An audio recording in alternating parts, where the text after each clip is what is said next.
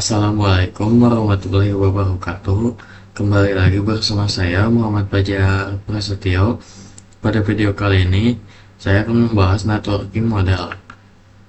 Networking model adalah sebuah konsep dalam arsitektur jaringan yang digunakan sebagai standar dalam proses komunikasi data perangkat dalam jaringan. Selain menjadi standar, networking model ini juga memberikan panduan tentang bagaimana data dikirim, diterima, dan diproses dalam jaringan. Sebelum networking model ada, setiap vendor itu membuat atau memiliki networking modelnya masing-masing. Nah, karena setiap vendor itu memiliki networking model yang berbeda, maka komunikasi antar vendor itu sulit dilakukan. Jadi, usaha untuk membangun suatu jaringan komputer yang sangat besar itu akan sulit. Nah, oleh karena itu, dibuatlah standar atau spesifikasi minimum oleh ISO atau International Organization for Standardization. Nah, ISO itu adalah organisasi yang membuat standar atau spesifikasi minimum di dunia jaringan komputer pada tahun 1984, yaitu dengan nama OSI, Open System Interconnection, atau bisa juga disebut OSI 7 layer model. Nah, di sini ada perbedaan sebelum dan sesudah networking model ada. Nah, sebelum networking model ada, itu sangat tidak beraturan dan tidak tersusun. Selain vendor itu memiliki aturan yang berbeda, tetap saja itu tidak akan tersusun. Bisa jadi ada tabrakan data atau hal-hal yang lainnya. Nah, sesudah networking model ada, itu sangat tersusun mulai dari application, presentation, session, transport, data, network, data link, dan physical. Nah, itu cukup memudahkan kita untuk berkolaborasi dengan vendor lain karena sekarang setiap vendor itu memiliki standar atau aturan yang sama. Nah, networking model itu ada dua, yaitu TCP/IP model dan OSI model. Nah, TCP/IP model itu upgradean dari OSI model. Nah, networking sekarang itu menggunakan TCP/IP model. Itu karena TCP/IP adalah model yang dibuat lebih ringkas dan singkat dibanding OSI. Nah, sebaliknya karena OSI lebih kompleks, maka sering digunakan hanya untuk kebutuhan edukasi. Di sini ada OSI model. OSI model itu dikembangkan oleh International Organization for Standardization atau ISO sebagai kerangka kerja untuk menghubungkan sistem yang berbeda dalam jaringan.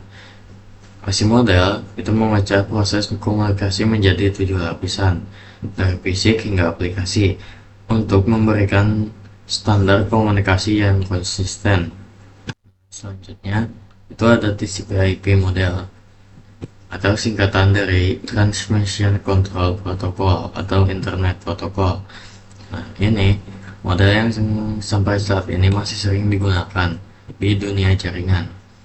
Nah, TCP/IP model itu dikenal sebagai protokol internet yang merupakan dasar dari jaringan internet dan desain lebih sederhana dibanding OSI model dengan hanya 4 lapisan. Dan ada juga yang 5 lapisan. Nanti kita lihat perbedaannya. Model ini dibuat oleh US Department of Defense atau DoD. Model ini menggabungkan fungsi beberapa lapisan OSI ke dalam satu lapisan yang lebih luas. Sini ada cara kerja jaringan TCP/IP.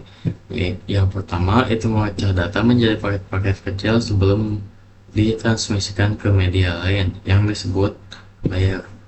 Nah, bisa dilihat di sini ada pengirim dan penerima.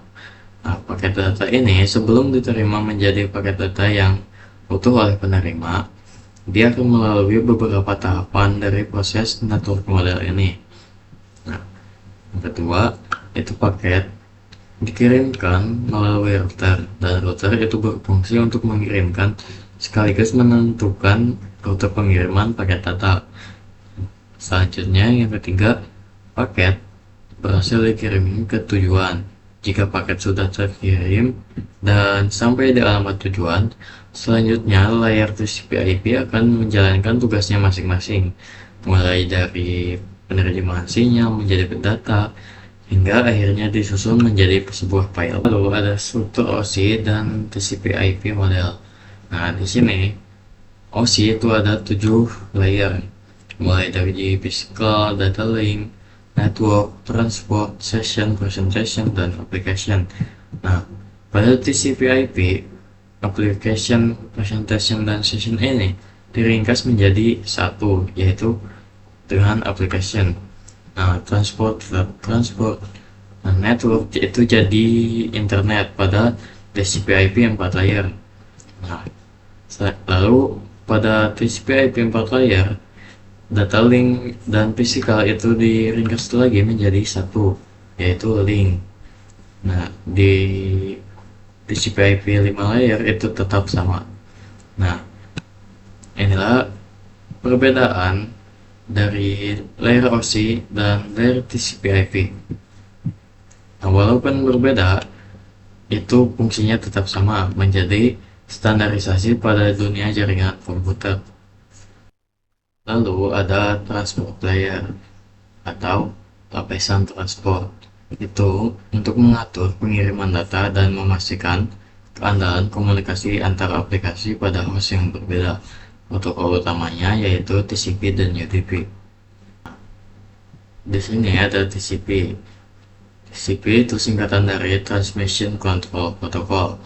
TCP itu menggunakan koneksi data dikirimnya secara berurutan, dan TCP itu mencegah data yang macet dan mempermudah dalam menemukan dan memperbaiki kesalahan. Negatifnya, terdapat banyak komunikasi dua arah antara kedua pihak sehingga butuh waktu yang lebih lama. Lalu di sini ada UDP. UDP itu singkatan dari User Datagram Protocol. UDP itu titik berbasis koneksi dan data dikirim dengan tanda pengenal atau nomor urut. UDP tidak mengoreksi kesalahan pengiriman dan tidak peduli apabila paket hilang. Jadi, jika ada kesalahan pengiriman atau paket ada yang hilang, itu UDP tidak peduli. Positifnya, UDP mengirimkan data lebih jauh. UDP mengirimkan data jauh lebih cepat ketimbang TCP. Jadi, setiap protokol itu memiliki kelebihan dan kekurangannya masing-masing. Lalu ada fungsi utama TCP/IP model.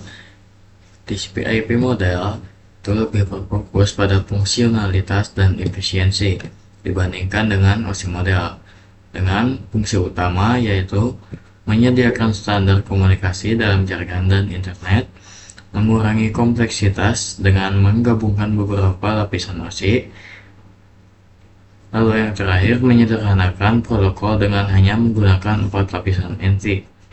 Network layer atau lapisan jaringan merupakan proses di mana setiap perangkat komputer itu diberikan identitas berupa IP address. Pemberian IP address berperan sebagai alamat yang digunakan untuk mengkoneksikan sejumlah perangkat dalam jaringan. Selain itu, IP address juga dapat mencegah terjadinya kesalahan alamat ketika dilakukan pengiriman paket. Untuk network layer hanya terdapat satu contoh, yaitu IP. Nah, IP menyediakan dua fitur yang sangat penting, yaitu addressing dan routing, yang dimana berfungsi untuk menangani konektivitas dan pemilihan jalur. Nah, di sini ada contoh topologi jaringan routing. Misalkan kita akan pilih PC 0 dan PC 7. Nah, kita bisa saja melalui router 5, router 1, router 2, lalu router 4. Nah, itu melalui 4 router. Atau kita juga bisa melalui router 1, router 5, router 1, router 0, router 3, router 2, lalu router 4. Nah, itu kita melalui 6 router. Nah, fungsi router di sini yaitu menghubungkan PC 0 dan PC 7 dengan rute atau jalur tercepat. Memang bisa saja melalui jalur yang 6 putar, tapi itu butuh waktu yang tidak efisien. Memang akan sampai, tapi jalurnya tidak cepat. Jadi routing itu dia akan memilih jalur terbaik tercepat untuk biar bisa sampai ke komputer yang jadi tujuannya. Nah, lalu ada encapsulation dan decapsulation. Pada komputer pengirim terjadi proses pemecahan paket data menjadi paket yang lebih kecil dengan penamaan yang berbeda sesuai dengan masing-masing layer. Nah, setelah paket dipecah-pecah menjadi potongan yang lebih kecil, juga dilakukan proses pembungkusan paket data yang disebut dengan encapsulation. Nah, pada komputer penerima terjadi proses sebaliknya, yaitu proses pembukaan bungkusan paket yang diterima dari pengirim. Decapsulation, proses penggabungan kembali pecahan-pecahan paket data menjadi paket yang utuh. Nah, di sini ada contoh pengirim dan penerima. Nah, encapsulation itu pemecahan paket data mulai dari application, transport, network, data link, dan physical. Nah, setelah dari physical layer, dia itu biasanya akan ditransmisikan ke bilangan biner yang 0101, lalu dikirimkan pengirim paket data ke penerima. Nah, di penerima itu akan mulai dari physical layer, data link layer, network layer, transport layer, dan application layer. Nah, lalu setelah pemecahan data oleh encapsulation, maka terjadilah penggabungan, yaitu penggabungan pecahan paket data, yaitu dinamakan dengan decapsulation. Nah, di sini ada sender dan receiver. Sender itu pengirim dan receiver itu penerima. Nah, bisa kalian lihat di bagian application itu hanya ada data, di transport itu ada TCP dan data, di network itu ada IP, TCP, dan data, dan yang terakhir itu ada data link, IP, TCP, data, dan data link. Lalu receiver itu akan menerima mulai dari data link, IP, TCP, dan data. Dan di network itu hanya mengambil IP, TCP, dan data. Di transport itu mengambil TCP dan data, dan application itu hanya ada data. Bisa kalian lihat, sender dia akan melewati beberapa tahapan mulai dari application, transport, network, dan data link. Dan physical itu bentuk fisiknya, bisa wireless ataupun kabel yang menghubungkan kedua jaringan ini. Selanjutnya ada nama pesan pada TCP/IP. Jadi pada TCP/IP itu ada sebuah nama pada pesannya, yaitu ada segmen, paket, dan frame.